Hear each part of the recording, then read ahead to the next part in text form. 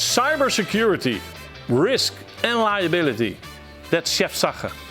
So what does it mean regarding dilemmas for the CISOs? Looking forward.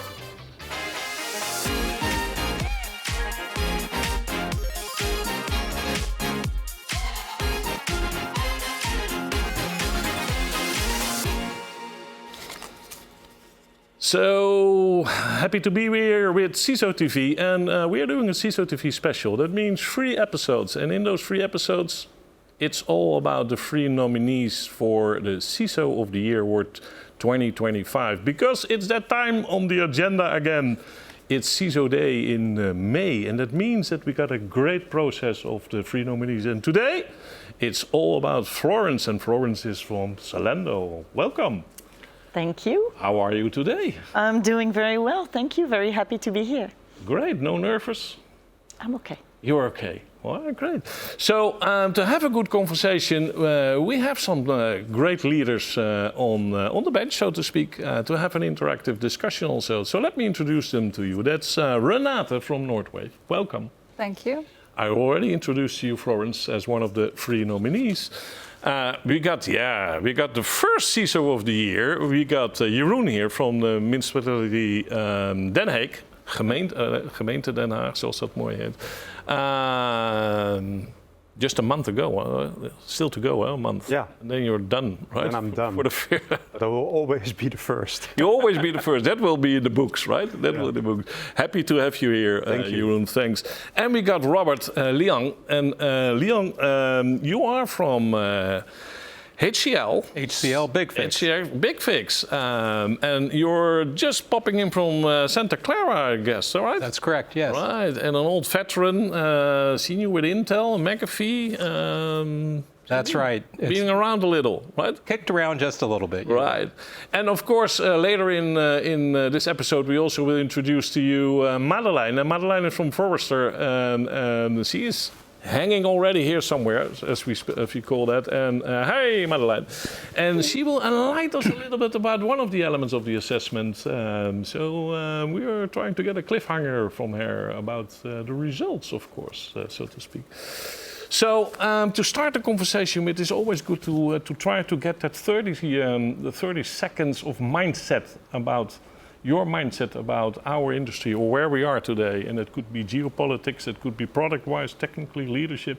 So what's the mindset regarding cybersecurity, risk and liability at this stage?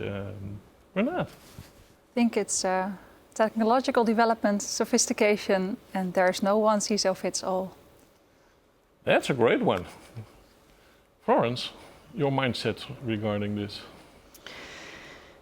I think we need to be more and more versatile as CISOs because we're facing different emerging threats. We're facing different challenges internally, externally. And so, yes, for me, it's all about being versatile. Versatile, all right.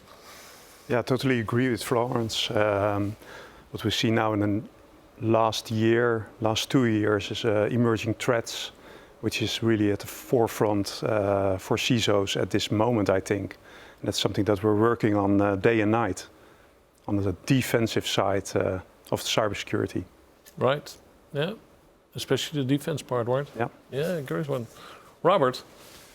I like to think of things in terms of 3s. And the 3 things that I really see in the market right now is what I call too few, too much, and too hard. There's not enough people. There's still a massive talent shortage. There's too many disconnections. There's groups that don't talk to each other.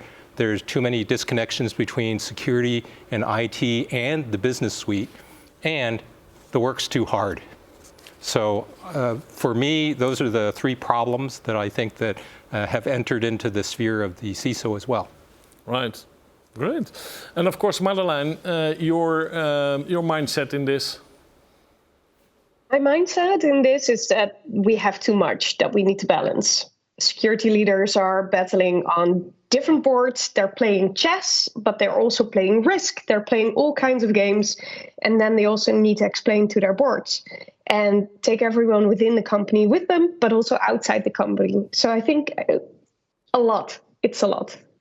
Yep. Well, that's at least having a nice stepping stone.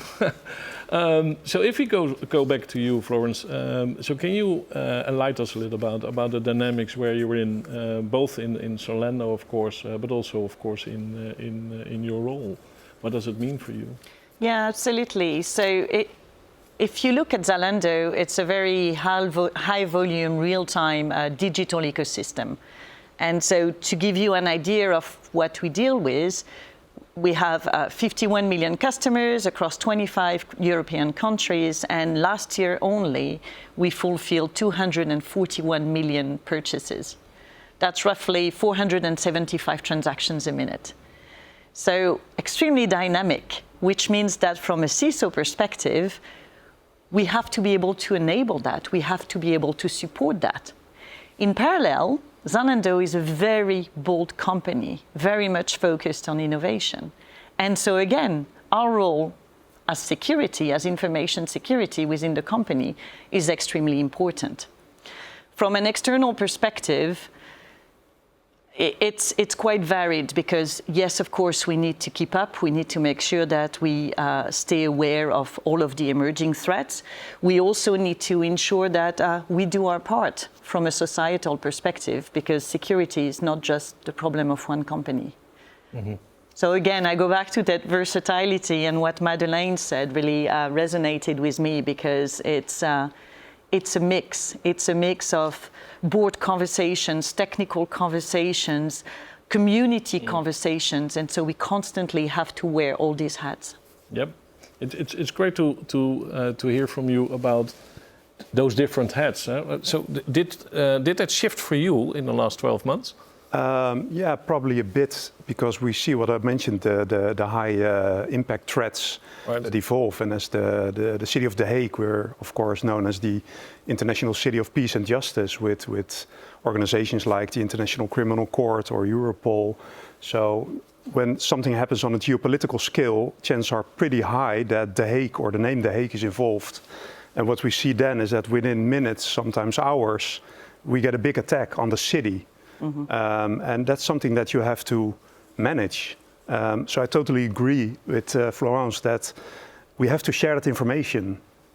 Zalando and the municipality of The Hague are completely different organizations, but we have the same problems. So I think that's the only way out, to be transparent, share information with each other. And then you have a little high tea coming up with NATO in 7. Exactly. It's a fun part with it. Yeah. So circling back on that, Florence, does it help then? And I have to mention that, of course. We've seen that discussion going on. You won that lawsuit from Zalando also regarding the EU, right? So suddenly you are not seen as a tech company because it puts you in a different playing field regarding compliance and governance and etc. But in the end, you're a tech company, right? Or well, do you pronounce to say we are more the retail, the digital retail funnel than we are a tech company? That's our background. We're a fashion company at heart, and we're evolving to being a real lifestyle company. Right. So, of course, we leverage technical, we leverage technology, we leverage everything that is around, and we are focused on innovation because we are here to provide the best experience for our customers in a safe manner. So I think it's the way that we see it, and it's certainly the way that we proceed as a company.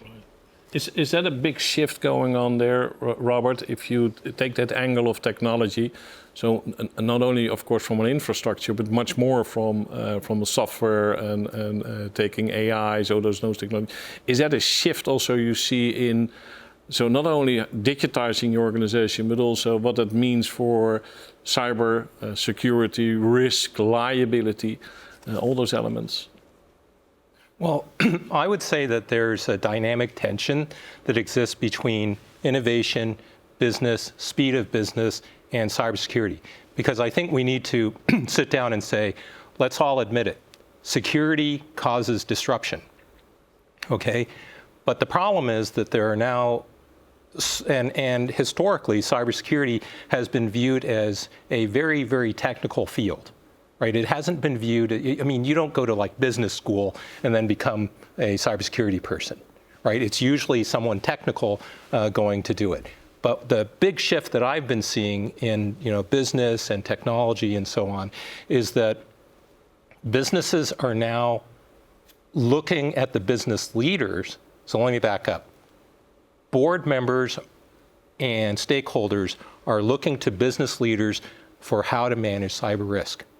Why is that? Because last year we spent nearly $200 billion worldwide on security, cybersecurity, but we lost over 9 trillion, that's with the T, in overall losses, in losses in revenue, losses in brand value, the cost of restoring things. So it's so huge and so out of whack that what I'm seeing from all of my interviews with CISOs is CISOs are like, the business people are asking me, how can I control cyber risk from a business angle with business decisions? And I think that's particularly difficult because that's not how we've normally seen it. No. I agree. I agree with you, Robert, because so I've been in security for 25 years, right? It's been a very long time.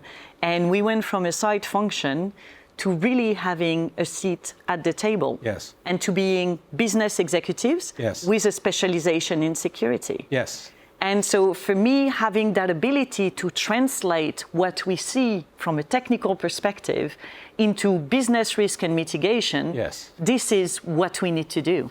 And this is where security can help organizations and the public sector. And I think that's one of the really fascinating things, Florence, is I found a lot of CISOs and security teams grappling with this notion of how do we measure cyber risk so that a business person can A, understand it, and B, be able to make business decisions that actually manage the risk. Mm-hmm. And I think that the industry is starting to find certain ways to have KPIs that do it. Certainly we have to have, I would call them 3 requirements. Any requirement for a business person to manage risk with business decisions, number 1, has to be based on their critical business infrastructure. So like if you're an online bank or an online retailer, what have you, your computer systems dealing with that have to be the first requirement. Number 2, it has to be based on tooling or processes that you can actually control. You can make it go faster, you can add more technology, and then third, it has to be things that you can trend. So I can tell whether or not my metric's getting better, getting worse, and then last but not least, you have to be able to make a business decision to say, am I controlling that risk? Yep. And I really see, I'm starting to see more innovation in that area. Do you see a change of the discussions you have, Renate, with your customers there? Yeah. Then suddenly you go from a more rational discussion about stack, right? Versus, exactly. It's the technology discussion into what actually does it mean to your organization. So I completely agree with from technology originated into how do we still keep up with that technology, because I think it's still core of our discipline, but understand what it means, what value does it bring, or does it actually also withhold from business? And that translation is truly core of the conversations that we also have. But it's not only the internal developments that we now talk a lot about technology, but the conversations we have are also a lot about the external developments that we see. So the threats, the threat actors, you already mentioned the more nation state sophistication. So besides technology, it's also about external actors. Right. But can you shine a little light on that, Madelein? So what are the big trends you foresee now? Well, I think nation state, if we look at that, we can already also, with all the data that we have and everything that we're seeing, make quite good predictions. So I think it's also about evaluating everything that we're seeing and then anticipating. I love the conversation on risk tolerance. I think risk tolerance, and especially if you put it within your ecosystem and the organizations that you work with, those interdependencies, those have to be addressed. And not just from a regulatory perspective, but definitely from your ecosystem perspective, geopolitics, systematic attacks, everything. Right. That's a good one, thanks. So let's go a little bit about the Moody of Zalando. Let's have a little grip here, right?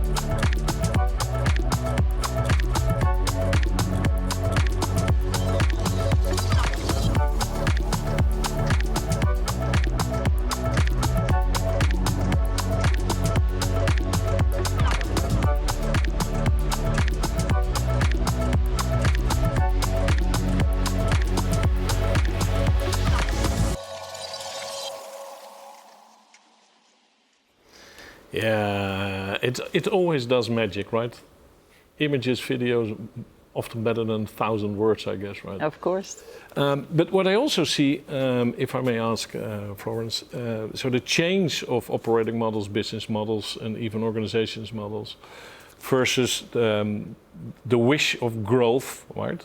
A lot of course, organizations will do. So how does it relate to the business outcome constantly?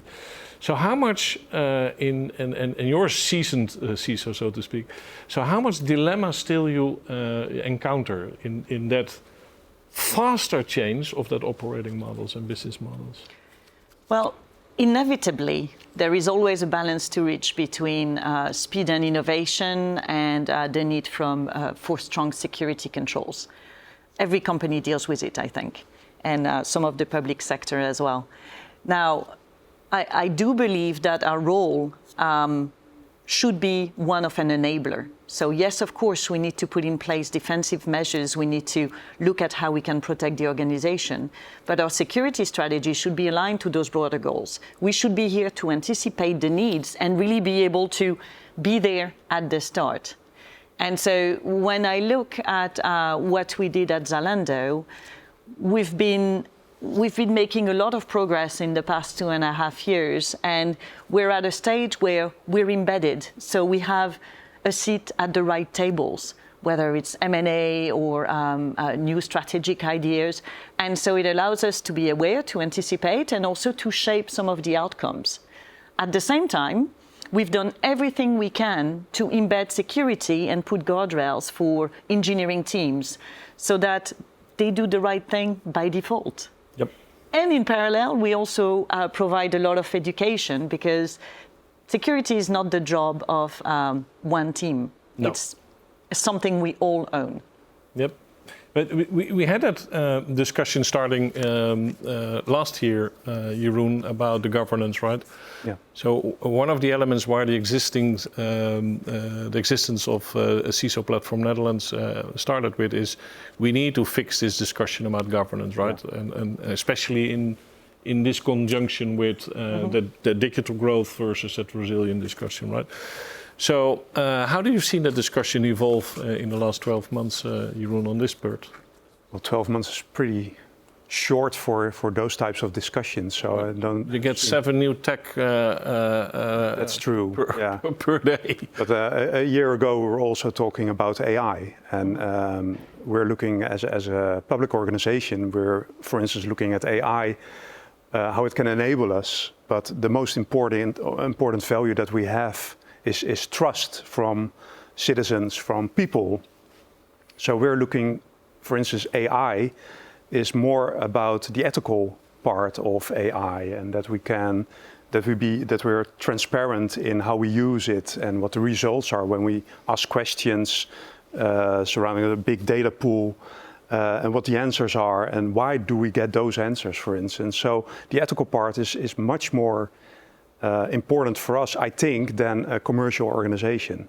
Yep, I can understand that from your perspective, but especially if you look from a commercial organization perspective, what you see happening now, and especially geopolitics today, is that are we not too brave in Europe with that AI Act, right? Where Yeah. ethic is put here and no value remark for the Chinese or the Russians or the Americans, but the commercial part is here, right? Yeah. And we are trying as Europe to do an AI Act here, right? So how hinders that kind of legislation, that kind of compliance, set rules by the EU, so to speak? I'm not sure it hinders us. I think it actually provides a support for a structure that we've been aiming to put in place. So if you look, I'll take an example at Zalando. Late 2022, all of a sudden, Gen AI was the big hype, and there was a huge rise of ChatGPT.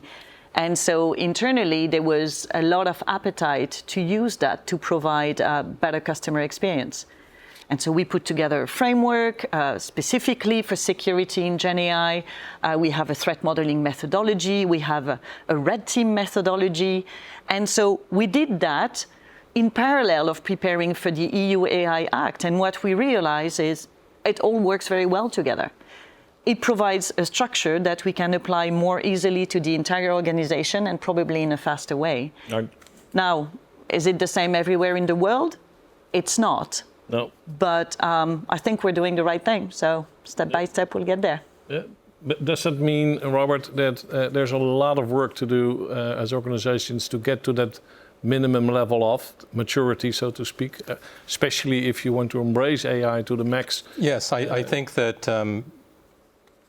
I think sometimes we need to step back and not buy into all the hype around AI.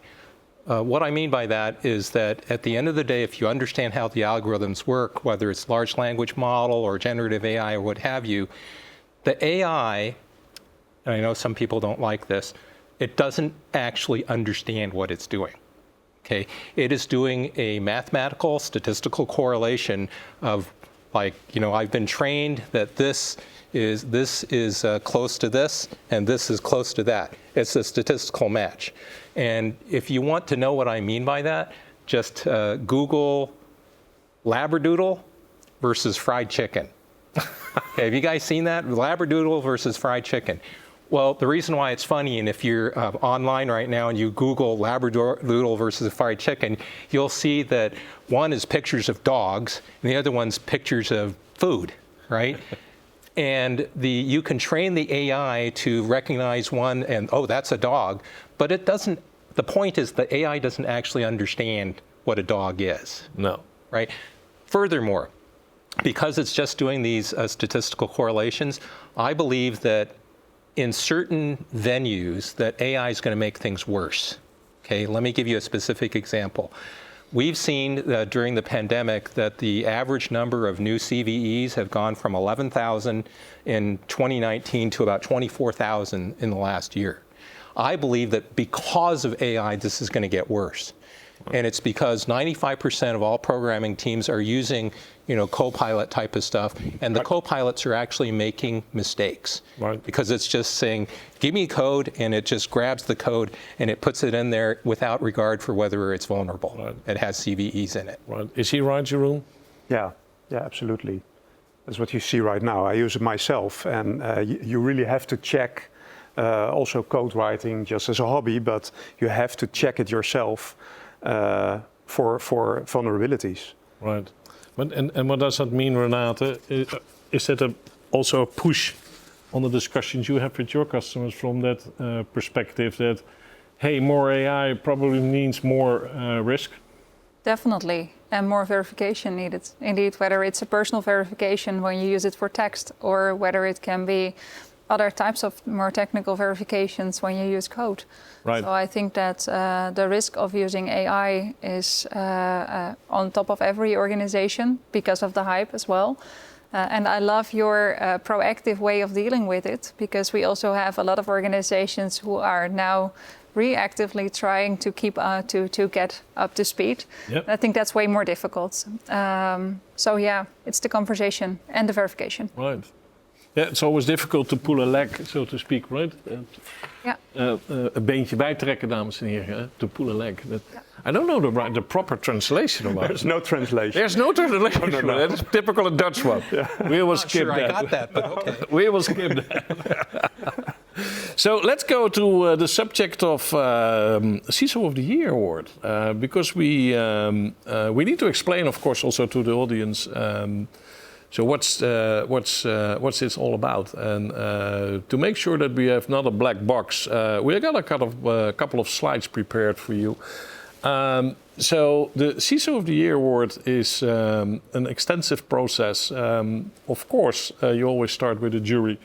We have a great jury there lined up. You see a couple of folks sitting in this year's jury, also here in this episode, like Jeroen. Being the first one. One of the honors. The first one, the ever first one, right? So that's in the books, always the first one. And the last will be the first anyhow. So if you stop after this one, so the last will be the first anyhow. So we got Madelein here, and I'm gonna speak with her later. And we got the chairman of the jury, Aart. He's CISO-rijk. And then we got also CISO Louisella from Stayed In. And we got, to pick up some mindset also, to understand the mindset of the nominees. We got Locker Morel, and she's professor on Tilburg University. So what that means is that regarding the fact that we try to have a process with clean criteria, is that what we do is we start to investigate as a jury, but also as the board of CISO Platform Netherlands, is who are the real candidates this year is what we want to speak with. And the next phase is going into assessments, and it starts with an assessment by MROP and an assessment by Forrester, and I will tell you all about that. In the end, it will mean a jury meeting, and in the end, it will be a pitch on CISODAY, and looking forward to that perspective. But going depth a little, so what we do with MROP is they are looking to competences, and that means that both MROP and Forrester are going in depth about leadership, in profiles, in maturity levels behind that. So let's get Madelein here also in. So Madelein, if you explain your piece of the puzzle, so to speak, what does it mean? What are you trying to get out of the nominees? Yeah, what we try to achieve. Well, we are talking about security leaders. So we heavily assess how they set strategy for their organization, how they look towards the future, how they, together with the business, make their organization resilient. So we score the CISOs on 10 criteria. Per criteria, we have over 10 data points. So we try to make this, as data-driven as possible to be able to make that comparison. And then the other side is that we look at what kind of profile does this CISO have? There's no right or wrong. So you can be multiple types of CISOs, but you always have a certain preference. Organizations in time have different needs and different need for different CISO profile. So we also investigate what does the organization need? How is that strategy setting? What are the priorities for upcoming year? Where do they see a certain maturity growth needed? And what type of CISO are they? Great feedback. Thanks. So, what the next step in the process? And if you can put the slides back here, thank you very much. Yep. Is what we also do is we check the board of the CISO Platform Netherlands in regards to the community view. What's the view of your peers on a couple of elements? And then in the end, the jury is also looking to two elements, not only the representation, of course, the pitch during the jury meeting, but also the thesis, the research question that's asked by Professor Locker, is to get also that mindset there. And what provides you that in the end, and that's the last slide, I guess. Yep. I will go back one. Is that we try to have a balanced vision about the nominees. So that means that from all those assessments and deep dive validations, even my personal validation with board members of the nominees, is that checking out if that really is what we see. We try to get a kind of both objective and subjective image of the candidates. And a weighing factor, so to speak, makes it in the end, well, a starting point for the jury meeting, so to speak, and of course the pitch during the CISODAY. So that, ladies and gentlemen, probably will give you a little bit more insights about it. It's not a black box, it's an transparent. It's transparent, right? So, but it's intensive. So it has a really big impact in the period that you have this. I was asked numerous times that how can we vote, for instance? Well, it's not a vote. It's a decision by a jury of experts and peers, and it's really a pretty impactful period. Right. Yeah. So you got the report back also of last year. Yeah. Tangibles for you in it? Yeah, sure. Yeah, it's really. I think we got 2 assessments, a lot of forms to fill, discussions with board members from the organization, verification discussions. So, yeah, it's the results are really tangible. Right. Does it help you the last 12 months also in your discussions internally, but also in your own mindset about a couple of things? Not really, yeah. I could say, yeah, well, if you know better, then yeah, you should be a nominee next year. No. Yeah, we had some, internally there was some interesting and some nice things, some fun things like flowers and cake and things like that. But from a more business perspective, it was really interesting because we had a couple of job openings, for instance. And the people that worked on that just started, do you want to work with the CISO of the year? And well, our vacancies are now fulfilled. So yeah, it was a good one. You see, they're all in benefits. Yeah. They're all in benefits. So to bring it back, thank you for your feedback also on this, Madeleine. But is there a cliffhanger to share? We need a cliffhanger. Oh, I actually have a great one. So when we talk about Florence, I think one of the things that really stood out is both the technical depth that she can go into, but also the broader future vision, where she seamlessly knows how to talk with her stakeholders, how to interest her stakeholders, and how to influence that security is top of mind within the organization. Okay, tick the box here, right? So, if you reflect on this whole process and criteria for now, Florence, so what do you think? Is this important that we do this for the whole community to get to the next level, to get also the bigger sisters and brothers on the stage as an awareness, as a motivation? Yeah, I think we need to help each other. I don't think we can solve anything in silos, and Jeroen explained earlier, it's true from an attack perspective, right? We all have the same enemies. And I think it's true as well from a stakeholder management, a trust building, a partnership, and adaptability. All of these are concepts that we deal with more or less easily as people. And so helping each other and continuing to build that community is really important. Right.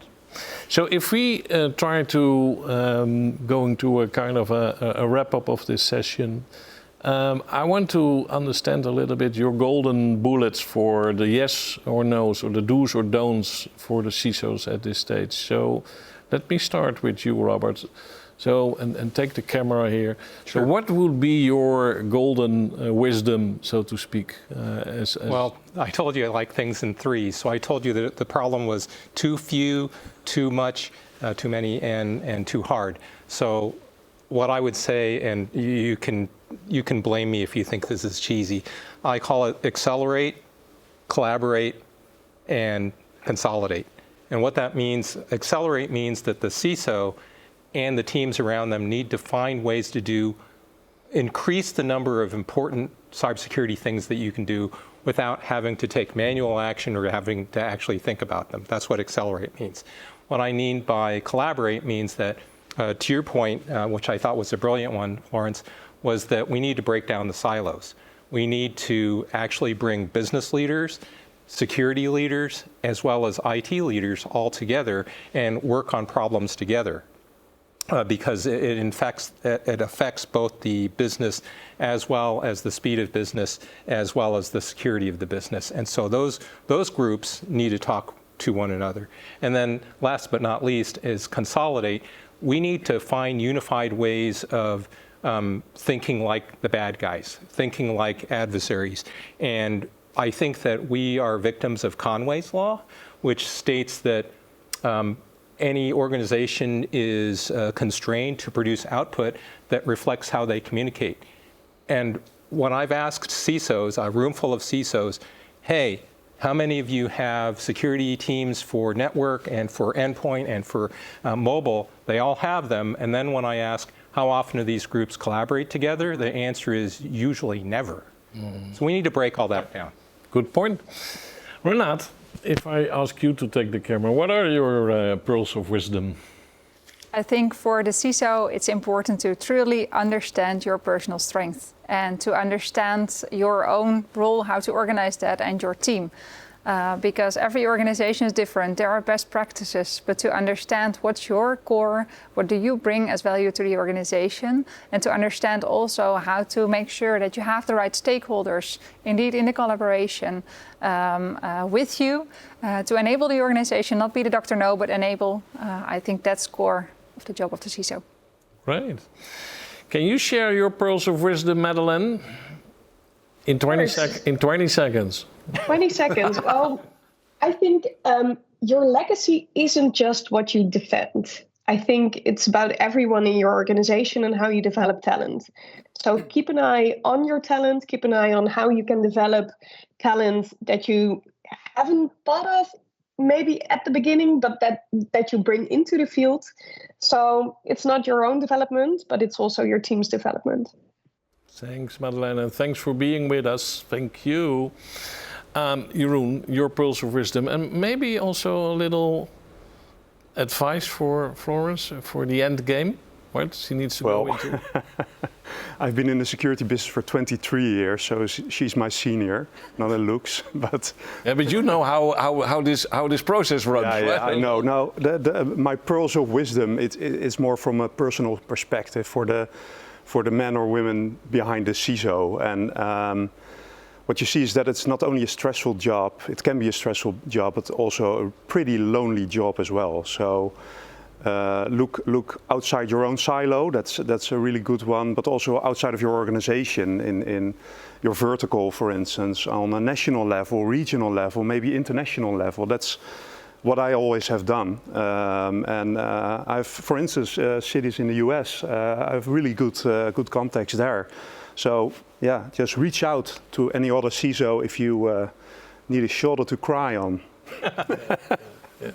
And it's a good point, and we will elaborate in the upcoming events also on that, because there's a high percentage of burnouts going on, and that's not good. No. That's not good. That's not good. Lady, can I ask you to share your pearls of wisdom with your peers? I also have 3 of them. The first one is dare. If you're a CISO in an organization and you feel siloed, reach out, talk to people, build a security brand, do whatever you need to do in order for security to be part of the fabric of the organization. And it won't happen overnight, but that's okay, step by step. The second, partner. Partner internally, build trust, show that you listen to the pain points and help resolve them. Partner outside, right? I mean, as Jeroen said, very important to make sure that you rely on your peers, that you share best practices. And the third one is adapt. Because this is a world where you wake up every day and you don't know if you're going to be in a severity 1 incident all hands on deck, you put, the technical hat, you run the crisis room. Or if it's going to be a day where you're going to continue to have a lot of meetings with stakeholders. And that's okay. That's okay. Embrace it. Because if you're a CISO, that's your life. For the rest of your life. That's right. Thank you very much. So this will end this third episode of this CISO TV special. And of course, we're looking forward to the next phase, jury meeting. And of course, because we have to mention something. Yes, what do we have to mention? It's CISODAY. It's time, May 27th. In Nieuwegein, the second edition, also the second edition of the CISO of the Year Award.